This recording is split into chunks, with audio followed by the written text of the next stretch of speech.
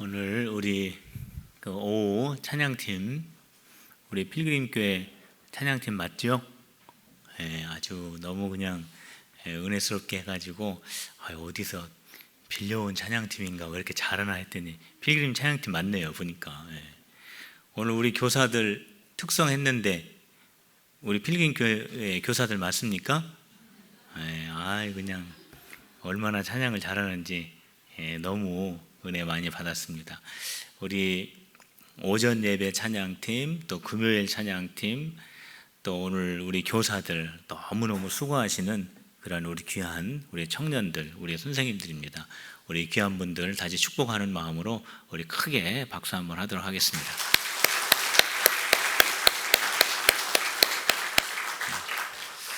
우리 이렇게 찬양하고 또 하나님 말씀 듣고 또 잠시 후에는 함께 또 말씀 붙잡고 기도할 때 우리 하나님께서 우리의 예배를 기뻐 받으시고 우리가 기도할 때 하나님께서 100배, 60배, 30배로 응답하여 주실 것을 믿는 우리 성도들이 다 되시기를 주님의 이름으로 축복합니다.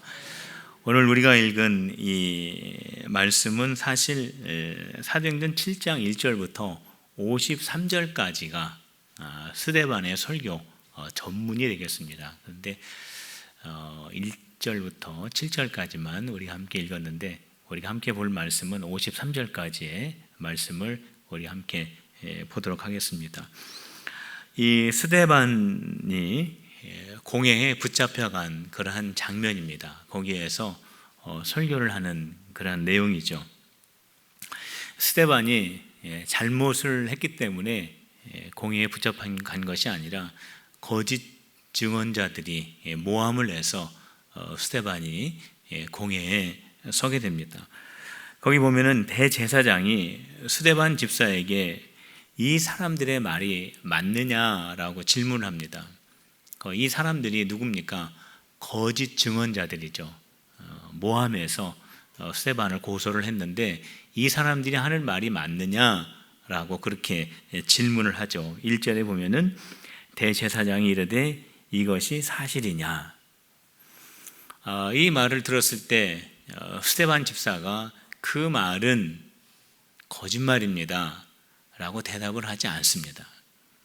왜 그러냐면 그것이 사실이 아닙니다 라고 말한들 아무런 의미가 없고 그것이 문제를 해결할 수 있는 그러한 말이 되지도 않기 때문에 그렇습니다. 이미 그 주변에는 거짓 증언자들로 다 메워져 있었고 아닙니다 라고 하면은 거기에 대한 대답들이 또 다 이렇게 준비되어 있기 때문에 의미가 없어요.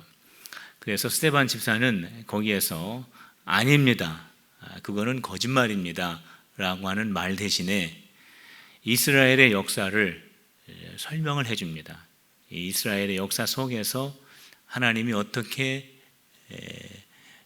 사역하셨는지 그 역사 속에 담겨져 있는 그 중요한 메시지들을 그들에게 알려줌으로써 대답을 대신하고 있습니다.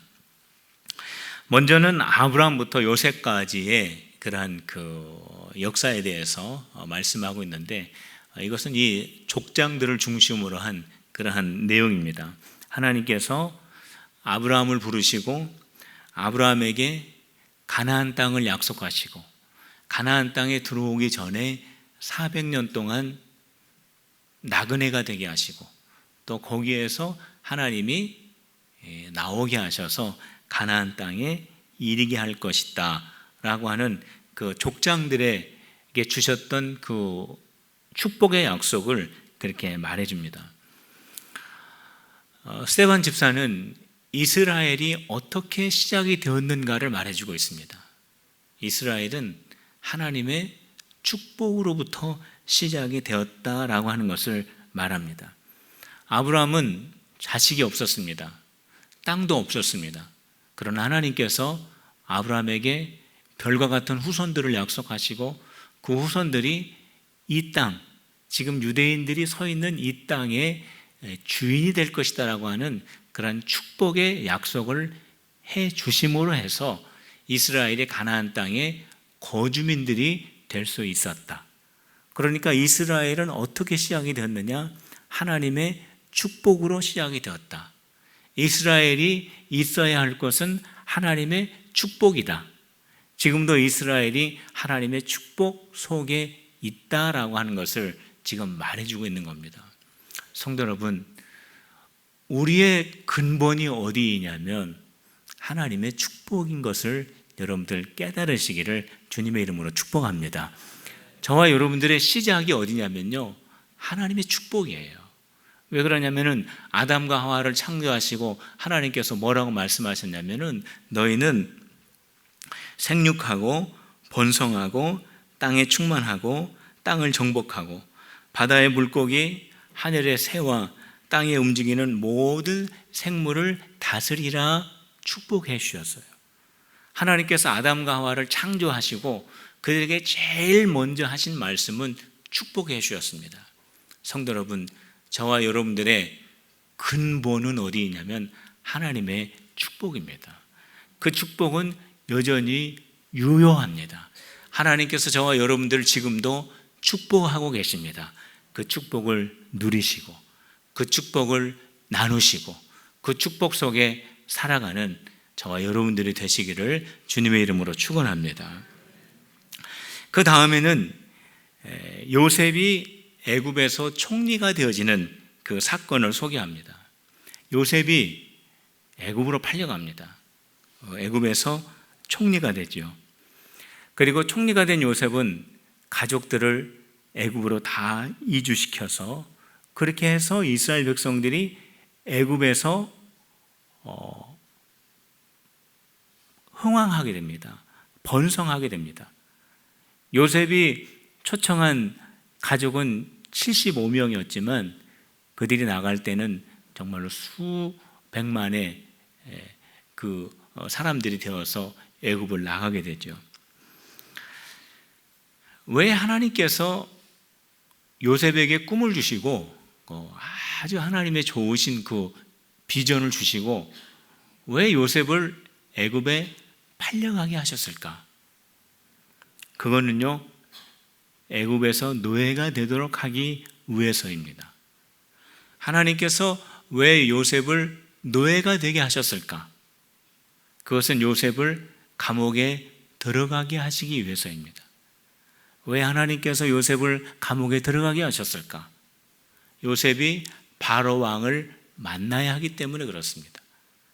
왜 요셉이 바로 왕을 만나야 합니까?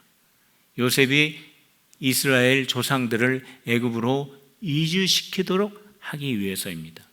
그 다음에 어떻게 됩니까? 이스라엘 백성들이 애굽에서 흥왕하고 번성해서 광야로 나갑니다.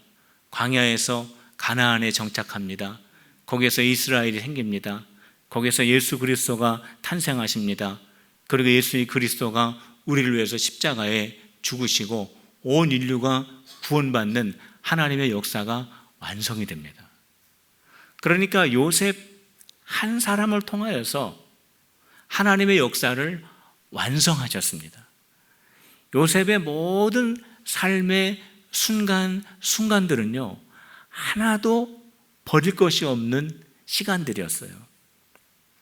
그의 모든 인생의 순간들은요, 다 해피한 것은 아니었습니다. 어려움이 많이 있었어요.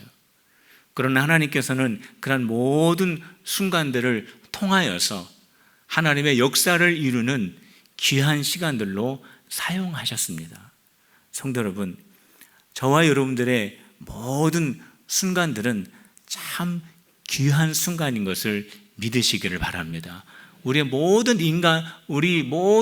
그 인생의 그 시간들은요, 하나도 버릴 것이 없어요. 우리 주님은 우리의 모든 순간을 통해서 주님의 뜻을 이루시기를 원하고 계십니다. 우리 모든 한 사람이 소중합니다. 우리 모든 한 사람의 시간들이 귀합니다. 성도 여러분, 중요한 것은 요셉과 같이 아무리 어렵고 아무리 힘들고 아무리 막막해 보이는 그런 순간에 있다 할지라도 늘 하나님과 함께하는 요셉과 같은 믿음을 갖는 우리 성도들이 다 되시기를 주님의 이름으로 축원합니다. 그 다음에는 모세의 출생과 모세가 광야로 나가게 된 그 이유에 대해서 스데반이 쭉 설교를 이어가게 됩니다. 그러니까 이스라엘이 애굽에서 점점 수가 많아지면서 바로 왕이, 요셉을 알지 못하는 바로 왕이 생겨서 이스라엘 백성들을 핍박하게 되고 이스라엘 백성들이 노예로 전락되게 됩니다. 이때에 모세라고 하는 사람이 태어납니다. 모세는 바로 왕궁에서 40년 동안 생활을 하다가 애굽 사람을 죽이는 사건이 생기게 되어서 모세는 광야로 도망을 하게 됩니다. 모세는 하나님께서 이스라엘을 출애굽하기 위해서 세우신 이스라엘의 리더자입니다. 이스라엘을 이끌어갈 리더자로서 모세는 모든 것을 다 갖춘 사람입니다.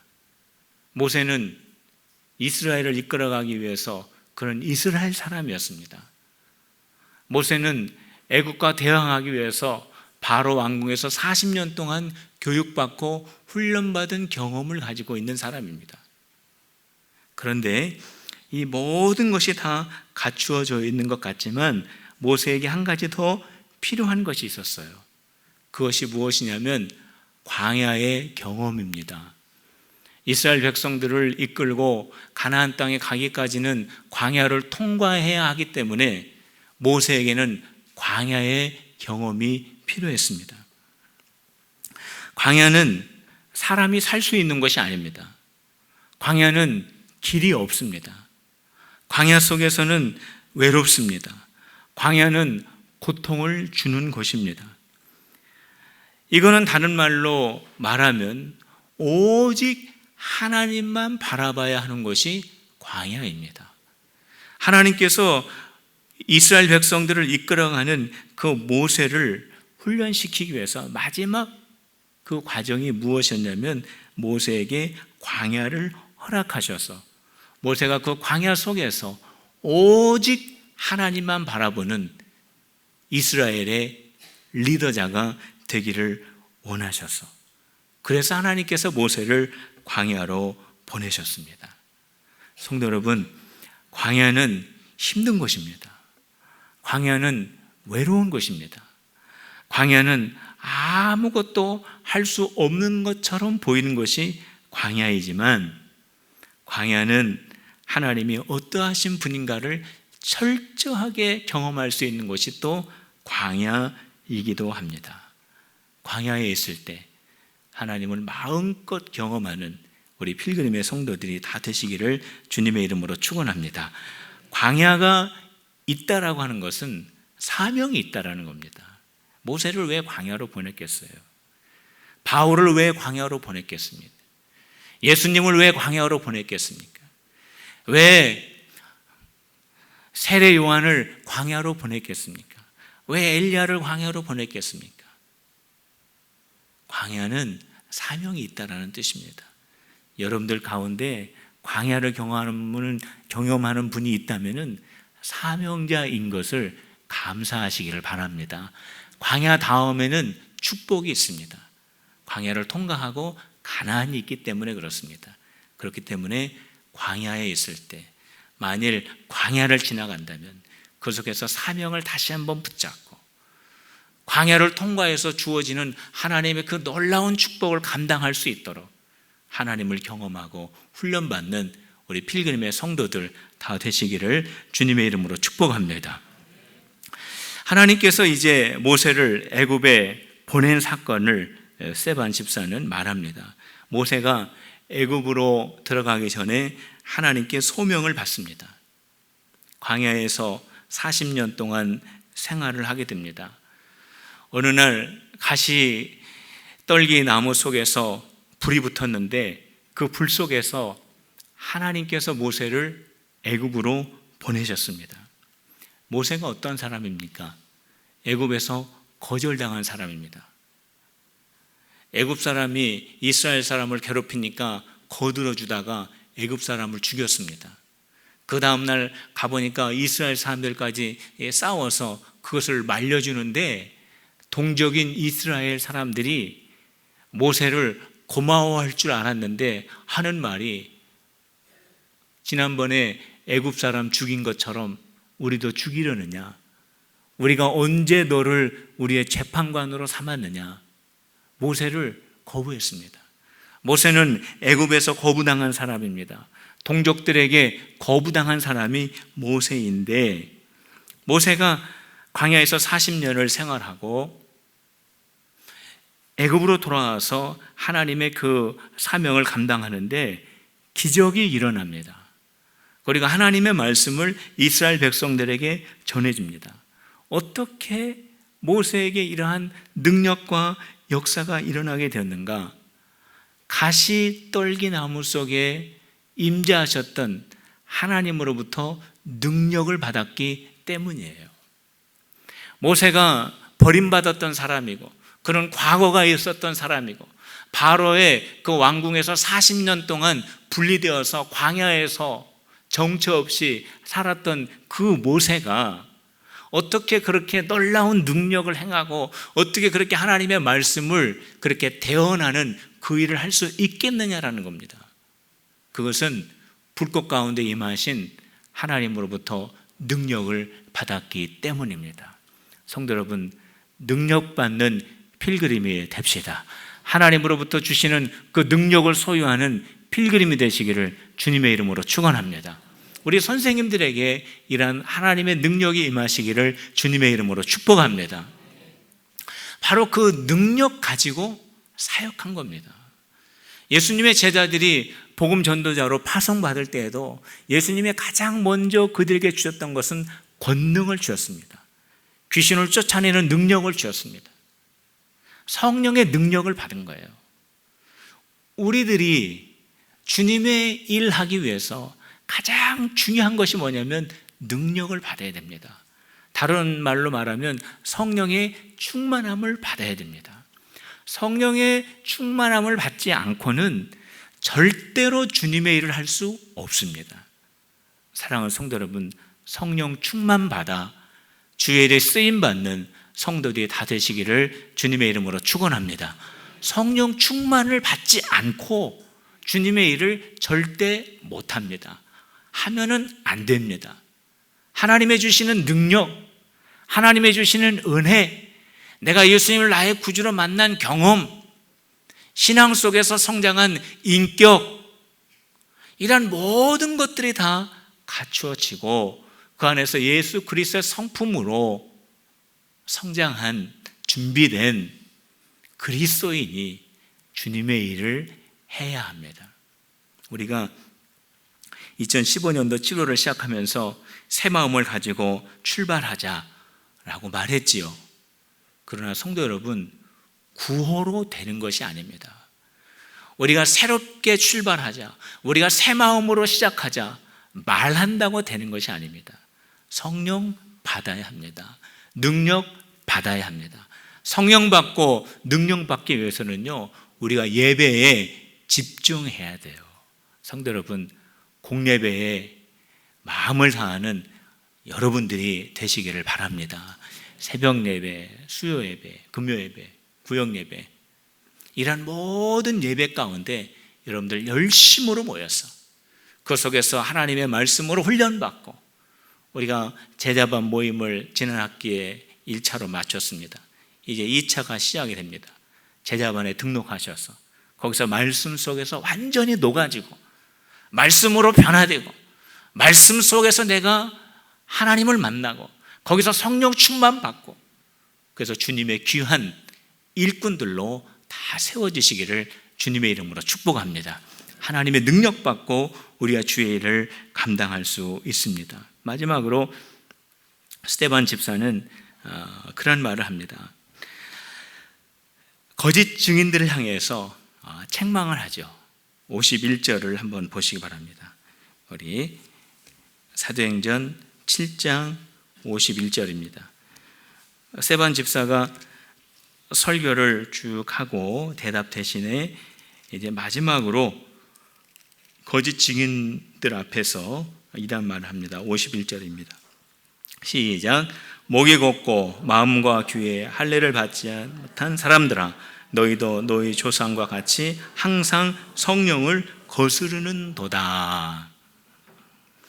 교만하고 마음과 귀에 할례를 받지 못한 자들이요. 이것은 무슨 말이냐면 하나님에게 속하지 않은 자들이요 라고 하는 뜻입니다. 성령을 거스르는 자들이요 라고 하는 말씀입니다. 지금 거짓 증언자들이 바로 성령을 거스르는 일을 하고 있다라고 지금 말하고 있습니다. 저들이 하는 말은 거짓말입니다. 저들이 하는 말은 잘못된 말입니다. 그런 적 없습니다. 그렇게 말하지 않고 지금 너희들이 하는 그 일은 성령을 거스르는 일이다 라고 그렇게 말합니다. 성도 여러분, 별 큰 뜻 없이 행한 일이 의미 있는 일이 될 수 있어요. 불쌍한 사람 도와준 것이 예수님을 섬기는 일이 될 수 있습니다. 예수님의 발에 향유를 부은 것이 예수님의 장례를 준비하게 될 줄을 누가 알았겠습니까? 예수님만 아셨죠. 아나니아와 삽비라가 자기의 밭을 판 그 돈을 일부 감추고 교회에 드렸을 때 이게 성령 속이는 줄 누가 알았겠습니까? 베드로만 알았죠. 스데반 집사가 지금 거짓 증언하는 그 사람들이 지금 복음을 방해하는 그 일이 성령을 거스르는 일이라고 경고하고 있는데 그거를 그 사람들이 몰랐다라는 겁니다. 성도 여러분, 우리 가운데 지금 우리 선생님들이 계시는데 여러분들이 지금 가르치는 우리 귀한, 귀엽고 아주 그냥 참 미래가 촉망되는 우리 귀한 자녀들, 그 귀한 자녀들 속에 우리 나라를 짊어지고 갈 위대한 인물이 그 속에 있고 하나님의 나라를 위해서 귀하게 쓰임받을 인물들이 그 속에 있는 줄로 믿으시기를 바랍니다. 지금 여러분들이 가르치는 그 어린 아이들이 바로 이 나라를 책임지고 갈 리더자들이에요. 여러분들은 그 일을 지금 감당하고 있습니다. 코 올리게 말 안 듣고 말썽 부리는 아이들을 가리키는 것이 아니라 이 나라를 하나님께로 이끌어갈 리더자들에게 하나님의 말씀을 심고 있다라고 하는 것을 꼭 기억하시기를 바랍니다. 아브라함은 나그네를 대접하다가 천사를 대접하고 소돔과 고모라 속에 그 롯을 구원해 내줄 수 있는 그러한 구원의 일까지도 감당할 수 있었습니다. 불쌍한 사람 도와주다가 예수님 대접하게 되는 저와 여러분들에게 맡겨주신 그 어떠한 일에도 정말로 믿음으로 최선을 다하여 하나님의 역사에 쓰임받는 우리 필그림의 모든 성도들이 다 되시기를 주님의 이름으로 축복합니다. 오늘 이 시간 우리 함께 기도합시다. 우리 기도하고 찬양하고 우리 하나님 앞에 영광을 돌리도록 하겠습니다.